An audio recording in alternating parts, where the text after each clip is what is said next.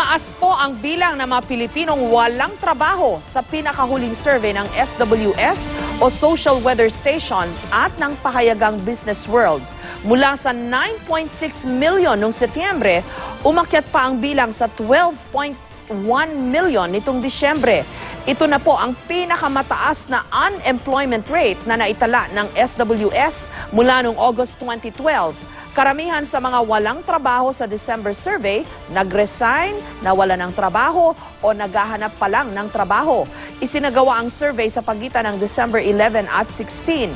Hindi naman daw ikinagulat ng Malacanang ang resulta, lalo pat malalaking kalamidad ang kinaharap ng Pilipinas sa panahong isinagawa ang survey.